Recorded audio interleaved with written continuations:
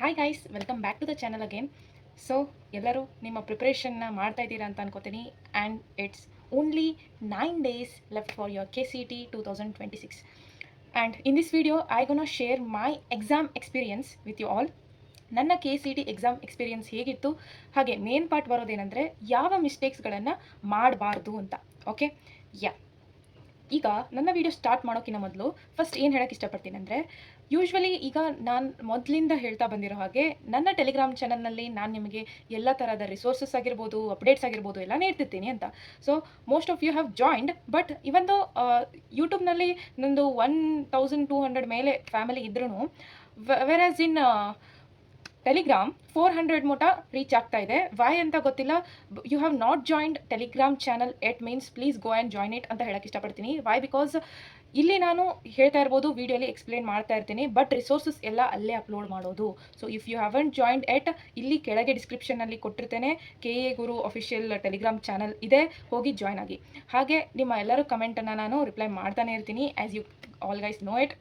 But ಇವೊಂದು ಎಲ್ಲಿಯಾದರೂ miss ಆದ್ರೂ ಕೂಡ ನೀವು ಇನ್ಸ್ಟಾಗ್ರಾಮ್ ಯೂಸ್ ಮಾಡ್ತಾ ಇದ್ದರೆ, ನಮ್ಮ KA Guru official Instagram channel ಇದೆ. You can go and DM there officially. ಅದನ್ನು DM ಮಾಡಿದ್ರೆ if I see it I will try to respond you. ನಾನು ನೋಡ್ತೀನಿ, ನೋಡಿ ಇಲ್ಲಿ ಕಮೆಂಟ್ ಮಿಸ್ ಆದರೆ, ಬಟ್ ಅಲ್ಲಿ ನಾನು ರಿಪ್ಲೈ ಮಾಡೇ ಇರ್ತೀನಿ. ಓಕೆ, ಇಷ್ಟು ಗೊತ್ತಾಯ್ತಾ?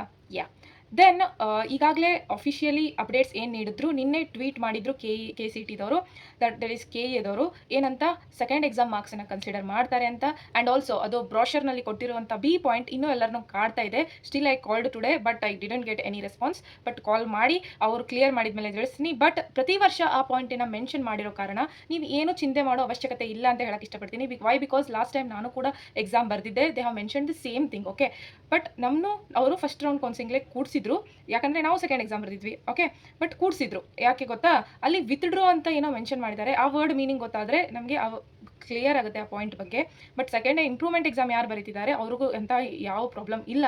ಈಗಾಗಲೇ ಫಸ್ಟ್ ಎಕ್ಸಾಮ್ ಪಾಸ್ ಆಗಿ ಸೆಕೆಂಡ್ ಎಕ್ಸಾಮ್ ಬರೀತಾ ಇದ್ದರೆ ಬರೀರಿ, ಇದ್ರ ಬಗ್ಗೆ ಎಲ್ಲ ಚಿಂತೆ ಮಾಡಬೇಡಿ. ಮತ್ತೇನಾದರೂ ಅವ್ರು ನಿಮಗೆ ಆಫಿಷಿಯಲಿನೇ ತಿಳ್ಕೊಬೇಕಕ್ಕ ನನಗೆ ಆ ಪಾಯಿಂಟ್ ಅಂದರೆ, ಅವ್ರು ಹೇಳಿದಾಗ ನಾನು ನಿಮಗೆ ತಿಳಿಸ್ತೀನಿ ಅಂತ ಹೇಳಕ್ಕೆ ಇಷ್ಟಪಡ್ತೀನಿ. ಆ್ಯಂಡ್ ಆಲ್ಸೋ ಈ ಅಪ್ಡೇಟ್ಸನ್ನ ನೀಡುವಾಗ ನಿಮಗೆ ನೋಟಿಫೈ ಆಗಬೇಕು ಅಂದರೆ ಅಲ್ಲಿ ಸಬ್ಸ್ಕ್ರೈಬ್ ಬಟನ್ ಬಾಜು ನೋಟಿಫಿಕೇಶನ್ ಇರುತ್ತಲ್ಲ, ಅದನ್ನು ಆನ್ ಮಾಡಿ ಇಟ್ಕೊಳ್ಳಿ. ಯಾಕಂದರೆ ನಾನು ತಕ್ಷಣ ಯಾವುದೇ ಅಪ್ಡೇಟ್ ಹಾಕಿದ್ರೂ ನಿಮಗೆ ಬಂದು ತಲುಪುತ್ತೆ. ಗೊತ್ತಾಯ್ತಾ? Yes, let's start today's video. Yeah that was the day 16th April 2026. ನಮ್ಮ KCET ಎಕ್ಸಾಮ್ 16th 17th ನಡೆದಿತ್ತು. Okay, today's 14th. ಇನ್ 2 days ಆದಮೇಲೆ ಲಾಸ್ಟ್ ಇಯರ್ ನಂದು KCET ಎಕ್ಸಾಮ್ ಇತ್ತು. ಓಕೆ, ಏನಾಯಿತು, ನಂದು ಎಕ್ಸಾಮ್ ಬಂದಿರೋ ಸೆಂಟರ್ ಸರ್ಪ್ರೈಸಿಂಗ್ಲಿ ಏನಂದರೆ, ನಾನು ಯಾವ ಕಾಲೇಜಲ್ಲಿ ಕಲ್ತಿದ್ದೆ ಅದೇ ನನ್ನ ಎಕ್ಸಾಮ್ ಸೆಂಟರ್ ಆಗಿತ್ತು KCETಗೆ. That was in Dharwad. Okay, ಧಾರವಾಡಗೆ ಹೋದೆ. I was alone too because I was in home. Okay, ಮನೆಯಿಂದ ಧಾರವಾಡಗೆ ಹೋದ್ಮೇಲೆ ಐ ರೀಚ್ಡ್ ಕಾಲೇಜ್ ರೀಚ್ ಆದಮೇಲೆ ಗೇಟ್ ಹತ್ರ ಒಂದು ದೊಡ್ಡ ಕ್ಯೂ ನಿಲ್ಲಿಸಿದ್ರು. Okay, I reached college before exam ಯಾವಾಗ ಸ್ಟಾರ್ಟ್ ಆಗುತ್ತಿತ್ತು, 10ಗೆ ಸ್ಟಾರ್ಟ್ ಆಗ್ತಿತ್ತು. ನಾನು 7:30 ಅಂದರೆ ಕಾಲೇಜಲ್ಲಿ ಇದ್ದೆ. ಹೋದ್ಮೇಲೆ ಏನಾಯಿತು, ಒಂದು ದೊಡ್ಡ ಕ್ಯೂ ಸ್ಟಾಪ್ ಮಾಡಿದರು. ಓಕೆ, ವೈ ಅಂತ ನೀವು ಕೇಳ್ಬೋದು. ವೈ ಬಿಕಾಸ್ ವೆರಿಫಿಕೇಷನ್ ನೀವು ನಿಮ್ಮ ಆಧಾರ್ ಕಾರ್ಡ್ ಅಂತೂ ತೊಗೊಂಡು ಹೋಗಿರ್ತೀರ ಕೈಯಲ್ಲಿ, ಅದು ವಾಟ್ ಈಸ್ ಇಟ್, ಹಾಲ್ ಟಿಕೆಟನ್ನು ತೊಗೊಂಡು ಹೋಗಿರ್ತೀರ. Hall ticket is nothing but admit card. Okay, KCET admit card. ಅಲ್ಲಿ ಒಂದು QR ಕೋಡನ್ನು ಕೊಟ್ಟಿದ್ದಾರೆ.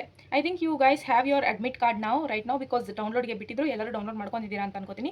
S, I have my admit card here, you can see here. ಅಲ್ಲಿ ಒಂದು QR ಕೋಡ್ ಏನಿದೆ, ಆ QR ಕೋಡನ್ನು ಅವರು ಸ್ಕ್ಯಾನ್ ಮಾಡ್ತಾರೆ. ಅದನ್ನು ಸ್ಕ್ಯಾನ್ ಮಾಡಿದ್ರೆ ಏನು ಗೊತ್ತಾಗುತ್ತೆ, ಅದು ನೀವೇ ಅನ್ನೋದು ಕನ್ಫರ್ಮೇಷನ್ ಆಗುತ್ತೆ. You have to show your Aadhaar card also, and also this is the proof. Okay, so ಎಲ್ಲರೂ ಕ್ಯೂ ಅಲ್ಲಿ ನಿಂತಿದ್ರು. ಆ್ಯಂಡ್ ಏನಾಯಿತು, ತುಂಬ ಲೇಟಾಗಿ ಅವರು ವೆರಿಫೈ ಮಾಡ್ತಾಯಿದ್ರು. ವಾಯ್ ಅಂತ ಕೇಳ್ಬೋದು. ಯಾಕಂದರೆ ಗರ್ಲ್ಸ್ ಯಾರ್ಯಾರಿದ್ರು ಅವರಿಗೆ ಯಾವುದಾದ್ರೂ ಆರ್ನಮೆಂಟ್ಸ್ ಇದ್ದರೆ, ಮೂಗುತಿ ಇರ್ಬೋದು, ಕಿವಿ ಓಲೆ ಇರ್ಬೋದು, ಎನಿ ಗೋಲ್ಡ್ ಆರ್ನಮೆಂಟ್ಸ್ ಯಾವುದಾದ್ರೂ ಗೋಲ್ಡ್ ಹಾಕೊಂಬಂದಿದ್ರೆ ಅದನ್ನು ತೆಗಿಬೇಕಾಗಿತ್ತು. ಸೊ ಒಂದಿಷ್ಟು ಗರ್ಲ್ಸ್ ಏನು ಮಾಡ್ತಾಯಿದ್ರು, ಮೂಗುತಿ ತೆಗೆಯೋದಕ್ಕೆ ತುಂಬ ಕಷ್ಟವಾಗ್ತಾಯಿತ್ತು. ತಗೊಂಡು ಬನ್ನಿ ಅಂತ ಅವ್ರನ್ನ ಕಳಿಸಿದ್ರು.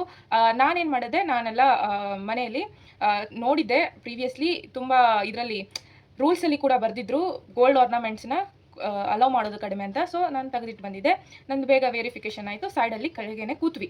ಓಕೆ, ಅಲ್ಲಿ ಸೈಡಲ್ಲಿ ಕೂತ್ವಿ.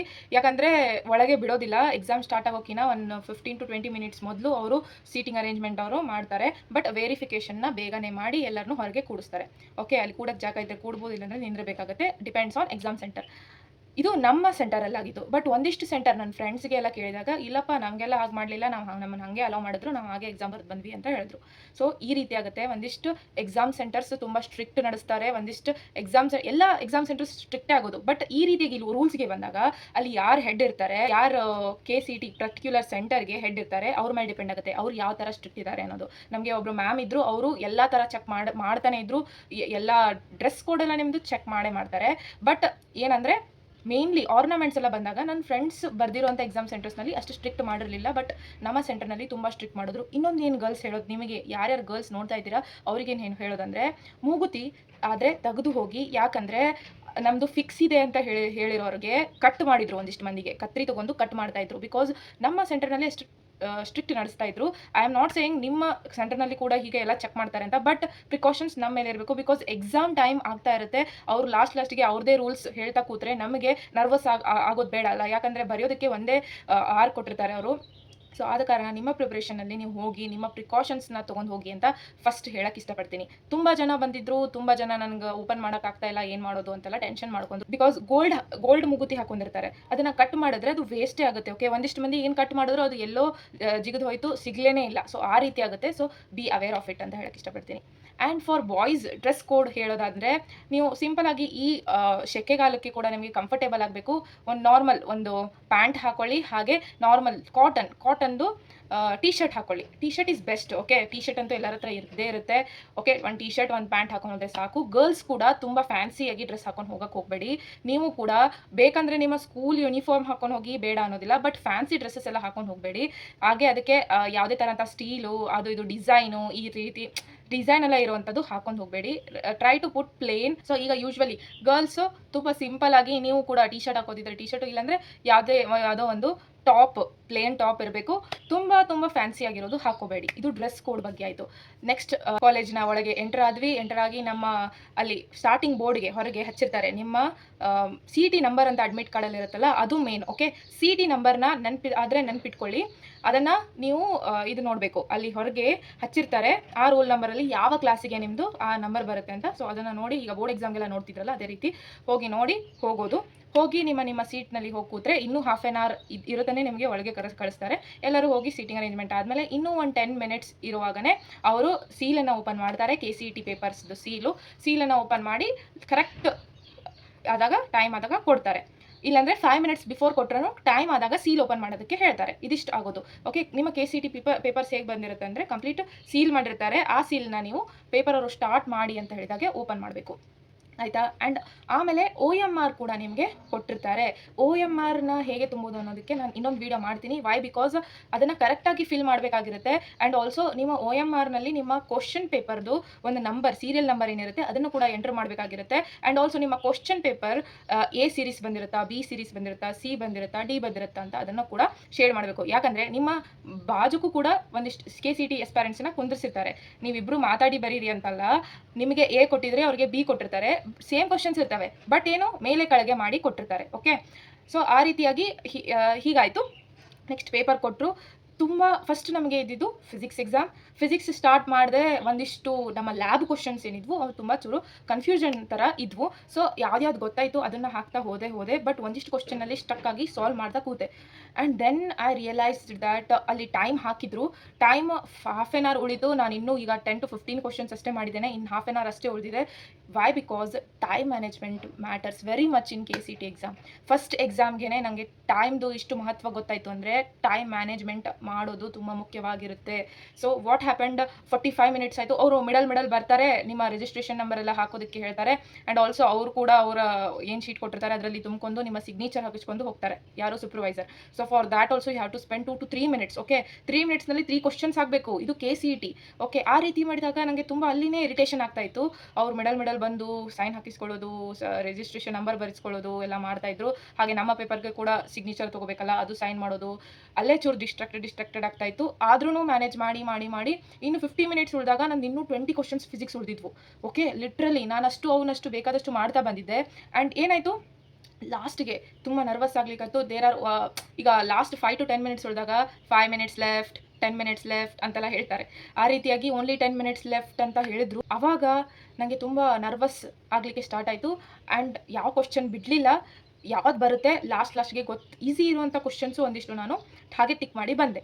This was the main mistake I have done, that is time management. But second exam ಯಾವುದಿತ್ತು, ಕೆಮಿಸ್ಟ್ರಿ ಇತ್ತು. ಅಲ್ಲಿ ನಾನು ಬಿಗ್ನಿಂಗ್ನೇ ಎಷ್ಟು ಗ್ರಿಪ್ ತೊಗೊಂಡೆ, ಫಿಸಿಕ್ಸ್ಗಿನ್ನ ಚೆನ್ನಾಗಿ ಕೆಮಿಸ್ಟ್ರಿ ಹೋಯಿತು. ಬಟ್ ಫಿಸಿಕ್ಸ್ ಎಷ್ಟು ಬಿದ್ವಕ್ಕ ಅಂದರೆ ನಾನು ಎಕ್ಸ್ಪೆಕ್ಟೆಡ್ ಮಾಡಿದ್ದು 35+ ಮಾಡ್ಬೇಕಂತ ಅನ್ಕೊಂಡು ಹೋಗಿದ್ದೆ. ಬಟ್ ನನಗೆ ಬಿದ್ದಿದ್ದು 30 ಮಾರ್ಕ್ಸ್. ಓಕೆ, 30 ಮಾರ್ಕ್ಸ್ ಬಂದವು ನನಗೆ ಫಿಸಿಕ್ಸ್ನಲ್ಲಿ. ಇನ್ನೂ ಕೂಡ ನಾನು ಎಲ್ಲ ಕ್ವಶನ್ಸ್ ನೋಡಿ ಅಟೆಂಪ್ಟ್ ಮಾಡಿದರೆ ನನಗೆ ಇನ್ನೂ ಜಾಸ್ತಿ ಸಿಗ್ತಿತ್ತು. But it happen like that. So ಈಗೇನು ಮಾಡೋಕ್ಕೆ ಬರೋದಿಲ್ಲ. ಸೊ ಅದು ಮಿಸ್ಟೇಕ್, ಟೈಮ್ ಮ್ಯಾನೇಜ್ಮೆಂಟ್. ಅದಕ್ಕೆ ನೀವು ಟೈಮ್ ಮ್ಯಾನೇಜ್ಮೆಂಟ್ ಹೇಗೆ ಮಾಡೋದಕ್ಕ, ನಮಗೂ ಹಾಗೆ ಆದರೆ ಏನು ಮಾಡೋದು ಅಂತ ಕೇಳೋದಂದರೆ, you have to practise mock papers in home. Okay, mock papers ಎಲ್ಲಿ ಸಿಗ್ತಾವಕ್ಕ ಅಂತ ಹೇಳೋದಾದರೆ, yes I have sent before. ಆಮೇಲೆ ಇವತ್ತು ಕೂಡ ನಾನು ಕಂಟಿನ್ಯೂ ಆಗಿ ಸೆಂಡ್ ಮಾಡೋದಕ್ಕೆ ಸ್ಟಾರ್ಟ್ ಮಾಡ್ತೀನಿ. ಹಾಗೆ ಅವು ಮಾಕ್ ಪೇಪರ್ಸ್ ಯಾವ ರೀತಿ ಇದ್ದಾವೆ ಅಂದರೆ, previous year questions most frequently ಯಾವ ಟೈಪ್ ಕಾನ್ಸೆಪ್ಟ್ಸ್ ಫ್ರೀಕ್ವೆಂಟ್ಲಿ ಆಸ್ಕ್ ಇದಾವಲ್ಲ, ಅದೇ ನಾನು ಆ ಥರ ಮಾಕ್ ಪೇಪರ್ಸ್ನೇ ಹಾಕ್ತಾ ಇರೋದು. Okay, you can go through it, you will get what type of questions are there in that. Okay, ಗೊತ್ತಾಯ್ತಾ? ಸೆಂಡ್ ಮಾಡಿರ್ತೀನಿ, ಹೋಗಿ ಸಾಲ್ವ್ ಮಾಡಿ. Why? Because only 9 days left ನಾವು. ನಾನು ಈಗಾಗಲೇ ಒಂದು ರೋಡ್ ಮ್ಯಾಪ್ ಕೊಟ್ಟಿದ್ದೆ, 30 days ರೋಡ್ ಮ್ಯಾಪ್ ಅಂತ. ಅದರಲ್ಲಿ ಹೇಳಿದ್ದೆ ಲಾಸ್ಟ್ ಈಗ 30 daysನಲ್ಲಿ 10 days ಆದರೂ ನೀವು ಮಾಕ್ ಪೇಪರ್ಸನ್ನು ಸಾಲ್ವ್ ಮಾಡಬೇಕು ಅಂತ. ಸೊ ಈ 10 days ಈಗ ಇದ್ದಾವೆ. Finally 9 days you have to solve it. At least 1 paper ಆದರೂ ಟ್ರೈ ಮಾಡಿ. ಯಾವ ಸಬ್ಜೆಕ್ಟ್ ಆಗಿರಲಿ, ಅದು ಫಿಸಿಕ್ಸ್ ಆಗಿರಲಿ, ಕೆಮಿಸ್ಟ್ರಿ ಆಗಿರಲಿ, ಮ್ಯಾಥ್ಸ್ ಆಗಿರಲಿ. ನನ್ನ ಪ್ರಕಾರ ನೀವು 3 hours ಕೊಟ್ಟು 3 ಪೇಪರ್ಸನ್ನು ಒಂದಿನಕ್ಕೆ ಸಾಲ್ವ್ ಮಾಡಬೇಕು. ಈ ಪೊಸಿಷನ್ನಲ್ಲಿ ನೀವು ರಿವಿಷನ್ ಮಾಡ್ತಾ ಇರಬೇಕು. ಇಲ್ಲಕ್ಕ ನಾನು ಇನ್ನೂ ಓದ್ತಾನೆ ಇದ್ದೀನಿ ಅಂದರೆ at least try to solve any 1 paper. Okay, time management ಮಹತ್ವ ನಿಮಗೆ ಗೊತ್ತಾಗಬೇಕು. ಗೊತ್ತಾಯ್ತಾ? ಆ್ಯಂಡ್ ನೆಕ್ಸ್ಟ್ ಸೆಕೆಂಡ್ ಎಕ್ಸಾಮ್ ಊಟ ಮಾಡಿ ಬಂದ್ವಿ. ಕೆಮಿಸ್ಟ್ರಿ ಇತ್ತು. ಕೆಮಿಸ್ಟ್ರಿಗೆ ಕೂಡ ಕೆಮಿಸ್ಟ್ರಿ ಪೇಪರ್ ಚೆನ್ನಾಗಿ ಆಯಿತು. ಸ್ಪೀಡಾಗಿ ತೊಗೊಂಡೆ. ಆ್ಯಂಡ್ ಆಲ್ಸೋ ಯಾವ್ದು ಗೊತ್ತಿದೆ ಅದನ್ನು ನಾನು ಅಟೆಂಪ್ಟ್ ಮಾಡಿದೆ. 1-2 ಕ್ವಶನ್ಸ್ ಇರ್ತವೆ ಗೊತ್ತಾಗಲಿಲ್ಲ, ಇಲ್ಲ 1-2 ಕ್ವಶನ್ಸ್ ಇರ್ತವೆ, ಎ ಬರ್ಬೋದಾ ಡಿ ಬರ್ಬೋದಾ ಅನ್ನೋದು. ಸೊ ಅದು 50-50% ಪ್ರೆಡಿಕ್ಷನ್. ಅದು ಕೂಡ ನಿಮ್ಮ ಹತ್ರ ಒಂಥರ ಸ್ಮಾರ್ಟ್ನೆಸ್ ಬೇಕು. ಯಾವ ರೀತಿಯಾಗಿ 4 ಆಪ್ಷನ್ಸ್ನಲ್ಲಿ 2 ಆಪ್ಷನ್ಸ್ನ ಮೈನಸ್ ಮಾಡೋದು. ಯಾಕಂದರೆ 4 ಆಪ್ಷನ್ಸ್ ಇದ್ದಾಗ 25% ಚಾನ್ಸಸ್ ಇರುತ್ತೆ. ಸೊ ಇಫ್ ಯು ಕ್ಯಾನ್ಸಲ್ 2, ಇವೆರಡು ಬರೋದೇ ಇಲ್ಲ ಅಂತ ಅಂದಾಗ 50% ಚಾನ್ಸಸ್ ಉಳಿತೆ. ಸೊ 50% ಚಾನ್ಸಸ್ನಲ್ಲಿ 50-50 ಯಾವುದಾದ್ರೂ ಒಂದು ಹಾಕಿದರೆ ಅದು ಕರೆಕ್ಟ್ ಆಗುವಂಥ ಚಾನ್ಸಸ್ ತುಂಬ ಜಾಸ್ತಿ ಇರುತ್ತೆ. ಗೊತ್ತಾಯ್ತಾ? ಯಾವುದೇ ಆನ್ಸರ್ ಗೊತ್ತಿಲ್ಲ ಅಂತ ಅಂದಾಗ 4 ಆಪ್ಷನ್ಸ್ನಲ್ಲಿ 2 ಆಪ್ಷನ್ಸನ್ನು ಎಲಿಮಿನೇಟ್ ಮಾಡೋಕ್ಕೆ ಕಲೀರಿ. ಗೊತ್ತಾಯ್ತಾ? This is also a tip what I am giving here. So ಯಾವುದು ಫಾರ್ ಅವೇ ಆನ್ಸರ್ ಇರುತ್ತೆ, KCTಯಲ್ಲಿ ಅದೇ ರೀತಿ ಬರ್ತವೆ. ಬಟ್ ನೀಟ್ ಅಂತ ಹೋದಾಗ, JEE ಅಂತ ಹೋದಾಗ ನಿಯರ್ ಬೈ ಆನ್ಸರ್ಸ್ ಇರ್ತವೆ. 4 ಕ್ವಶನ್ಸ್ ಆನ್ಸರ್ಸ್ ಕೂಡ ನಿಯರ್ ಬೈ ಇರುತ್ತವೆ. ಬಟ್ KCTಯಲ್ಲಿ 1-2 ಔಟ್ಲಯರ್ಸ್ ಇರ್ತವೆ. ಔಟ್ಲಯರ್ಸ್ ಅಂದರೆ ಏನು? 2 ಸಂಬಂಧನೇ ಇರೋದಿಲ್ಲ ಕ್ವಶನ್ಗೆ. ಇನ್ನು 2 ಕ್ವಶನ್ಸು ಚೂರು ಕನ್ಫ್ಯೂಸಿಂಗ್ ಇರ್ತವೆ ಆಪ್ಷನ್ಸು. ಓಕೆ, ಸೊ ಆ ರೀತಿಯಾಗಿ ನೀವು ಎಲಿಮಿನೇಟ್ ಮಾಡೋದನ್ನ ಕಲಿತ್ರೆ 50-50 ಚಾನ್ಸಸ್ ನಿಮಗೆ ಕರೆಕ್ಟ್ ಆಗುವಂಥ ಚಾನ್ಸಸ್ ಹೆಚ್ಚಿಗೆ ಆಗುತ್ತೆ. ಕ್ಲಿಯರ್ ಆಯಿತಾ? ಎಸ್. ನೆಕ್ಸ್ಟ್ ಡೇ ಬಯಾಲಜಿ ಇತ್ತು. Biology and mathematics. Okay, first mathematics ಇತ್ತು ಆ್ಯಂಡ್ ಬಯಾಲಜಿ ಇತ್ತು. ನೆಕ್ಸ್ಟ್ ಡೇ ನಿಮಗೆ ಪ್ರೀವಿಯಸ್ ಡೇ ಒಂದು ದಿನ ನಿಮಗೆ ರೂಢ ಆಯ್ತಂದರೆ ನೆಕ್ಸ್ಟ್ ಡೇ ಒಂದು ಚೂರು ಕಾನ್ಫಿಡೆನ್ಸ್ ಬರುತ್ತೆ ಯಾವ ರೀತಿ ಹೋಗಿತ್ತು ಪೇಪರ್ ಅಂತ. ಆ್ಯಂಡ್ ಯೂಶ್ವಲಿ ನಾನು ಬಸ್ನಲ್ಲಿ ಹೋಗುವಾಗಲೇ ನನ್ನ ಆನ್ಸರ್ಸ್ನ ಚೆಕ್ ಮಾಡ್ತಾ ಇದ್ದೆ, ಯಾವ ರೀತಿಯಾಗಿ ಎಷ್ಟು ಮಾರ್ಕ್ಸ್ ಬಿದ್ವು ಅಂತ. ಯಾಕಂದರೆ ಅಫಿಷಿಯಲಿ ಕೀ ಆನ್ಸರ್ ಕೊಡೋದು ಬೇರೆ ಆಗುತ್ತೆ. ನಮ್ಮ ಅಫಿಷಿಯಲಿ ಕೀ ಆನ್ಸರ್ಸ್ ಕೊಟ್ಟಿದ್ದಾಗ ಅವರು 1-2 ಗ್ರೇಸ್ ಮಾರ್ಕ್ಸ್ ಕೂಡ ಕೊಟ್ಟರು. ವೈ? ಬಿಕಾಸ್ ಪ್ರಿಂಟಿಂಗ್ ಮಿಸ್ಟೇಕ್ ಆಗಿತ್ತು ಪೇಪರ್ನಲ್ಲಿ. ಒಬ್ಬರಿಗೆ ಎ ಅಂತ ಆಗಿದ್ರೆ ಒಬ್ಬರಿಗೆ ಅದೇ ಆಪ್ಷನ್ ಸಿ ಅಲ್ಲಿ ಬಂದಿತ್ತು. ಸೊ ಗ್ರೇಸ್ ಮಾರ್ಕ್ಸ್ಗೆ ಕೊಡೋದಕ್ಕೆ ಕಾರಣವಾಯಿತು. ಈ ರೀತಿಯಾಗಿ ನಿಮಗೂ ಕೂಡ ಅಂತ ಯಾವ್ದಾದ್ರು ಮಿಸ್ಟೇಕ್ಸ್ ಆಗಿದ್ರೆ ಗ್ರೇಸ್ ಕೂಡ ಕೊಡೋಂಥ ಚಾನ್ಸಸ್ ಇರ್ತವೆ. ಗ್ರೇಸ್ ಮೀನ್ಸ್ ಆ ಆಪ್ಷನ್ ಹಾಕಿದರೆ ನಿಮಗೆ ಸಿಗುತ್ತೆ, ಅಥವಾ ಸಿ ಆಪ್ಷನ್ ಹಾಕಿದರೆ ಸಿಗುತ್ತೆ, ಇಲ್ಲಾಂದರೆ ಸಿಗೋದಿಲ್ಲ. ಆ ರೀತಿಯಾಗಿರ್ತದೆ. Depends on question. ಯಾವ ಥರ ಮಿಸ್ಟೇಕ್ ಮಾಡ್ತಾರೆ, ಪ್ರಿಂಟಿಂಗ್ ಮಿಸ್ಟೇಕ್ಸ್ ಇದು ಆದ್ರೂ ಅವರು ಏನು ಅನ್ಫೇರ್ನೆಸ್ ಮಾಡೋದಿಲ್ಲ, ಅದಕ್ಕೆ ತಕ್ಕ ಹಾಗೆ ನಿಮಗೆ ಕೊಡ್ತಾರೆ. And if you once you finish your paper, let see ಯಾವ ರೀತಿಯಾಗಿ ಯಾವ ಲೆವೆಲ್ ಪೇಪರ್ ಬರುತ್ತಂತ. As I told, your rank mainly depends on ಯಾವ ಥರ KCT ಲೆವೆಲ್ ಟಫ್ನೆಸ್ ಬರುತ್ತೆ ಅಂತ. If it will comes very easy means there are many chances more students will score good marks. Okay, ಅವಾಗ competition ತುಂಬ ಹೆಚ್ಚಾಗುತ್ತೆ.